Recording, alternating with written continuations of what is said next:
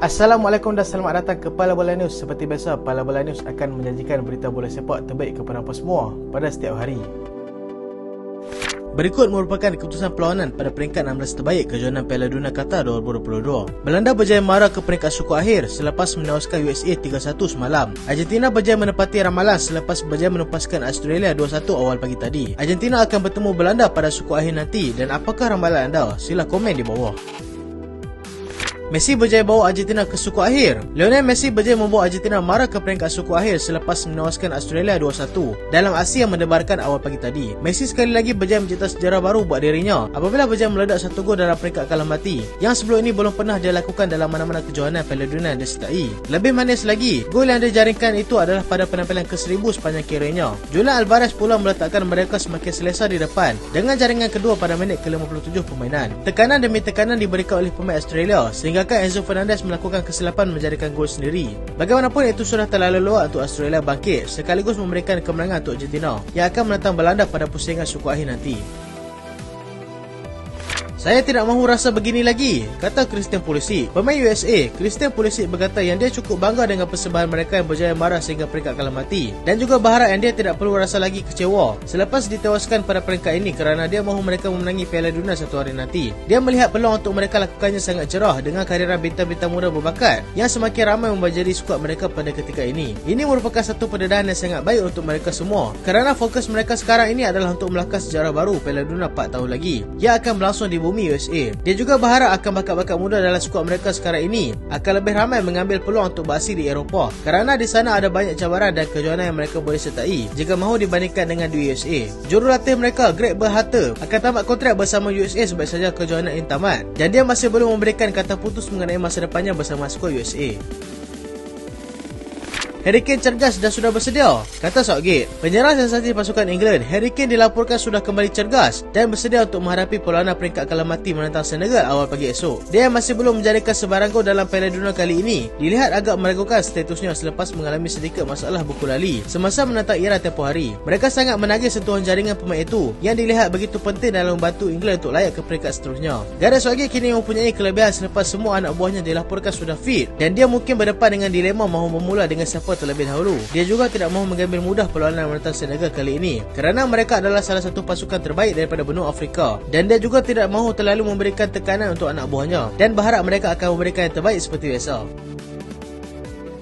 Senegal berharap Cisse akan cepat sembuh. Pengurus Senegal, Aliou Cisse, dilaporkan sudah 2 hari tidak sihat dan mereka masih kekal positif untuk melihat Cisse turun bersama mereka ketika bertemu England awal pagi esok. Keadaan dia semakin tidak baik sejak 2 hari lepas dan terpaksa meninggalkan kem latihan kepada penolongnya iaitu Regis Bourget. Senegal berjaya mengetepikan cabaran Ecuador dalam grup A selepas berjaya menewaskan mereka 2-1 pada perlawanan terakhir peringkat kumpulan. Mereka yang akan bertemu England nanti menganggap yang ini adalah cabaran sebenar buat mereka, dan jika mereka berjaya mengalahkan England nanti, satu sejarah baru bakal tercipta kerana itu bukanlah tugas yang mudah untuk mereka. Mereka juga sudah bersedia daripada segala aspek termasuklah mental dan juga fizikal para pemain serta strategi yang sepatutnya mereka gunakan nanti.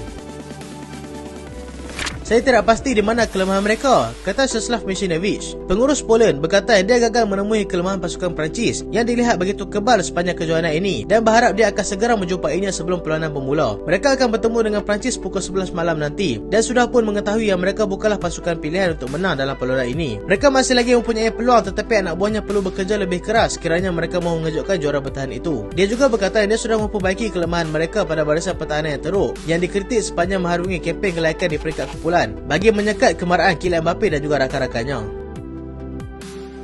Neymar semakin hampir untuk kembali. Neymar yang terpaksa direhatkan selepas mengalami kecederaan buku lali tempoh hari, kini semakin hampir untuk kembali bersama Brazil. Dia dilihat sudah mengongsikan gambarnya ketika menjalani latihan bersama skuad Brazil, memberikan petunjuk dia semakin sudah hampir untuk kembali beraksi di atas padang. Neymar dilihat begitu penting buat mereka kerana pengalaman dan kebolehannya dalam menguncang-ancangkan pertahanan lawan serta kelebihan membuat bantuan untuk melakukan jaringan. Pengurus mereka, Tite, sudah mempunyai ramai backup untuk Neymar, tetapi masih memilih untuk menunggu Neymar sehingga Neymar betul-betul sembuh sebelum membuat keputusan.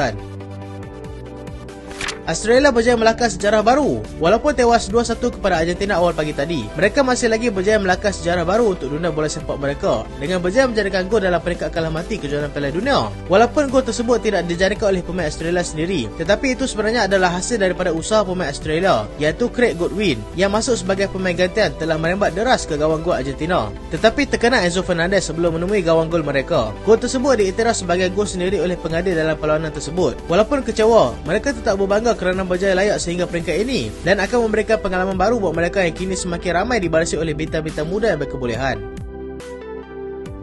Bapa Frankie de Jong dedahkan Manchester City dan juga Paris Saint-Germain ada hubungi mereka. Bapa kepada Frankie de Jong mendedahkan yang mereka ada dihubungi oleh PSG dan juga Manchester City sebelum anaknya itu mengambil keputusan untuk berpindah ke Barcelona pada 2019 yang lalu. Dia bercakap dengan Thomas Tuchel yang pada ketika itu masih lagi bersama dengan PSG dan juga Guardiola yang sedang membuat panggilan sendiri kepada anaknya itu. Dia memilih untuk ke Barca sebab percaya kelab itu adalah untuk pemain Belanda sepertinya, kerana ramai legenda Belanda sudah pun berada di sana seperti Johan Cruyff, Louis van Gaal, Patrick Kluivert, Marc Overmars dan ramai lagi.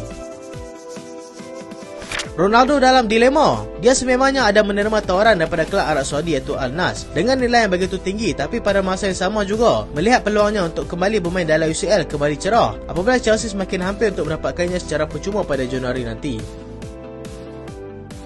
Niat Barcelona untuk dapatkan Bruno Guimaraes terbantut. Barcelona sudah pun mengemukakan tawaran mereka kepada Newcastle United untuk mendapatkan pemain tengah mereka iaitu Bruno Guimaraes, tetapi sudah diberikan amaran awal lagi oleh Newcastle sendiri yang pemain itu bukanlah untuk dijual. Mereka menambah lagi yang pemain itu dianggap tidak boleh disentuh di sana dan mereka bukanlah dalam keadaan yang terdesak memerlukan duit.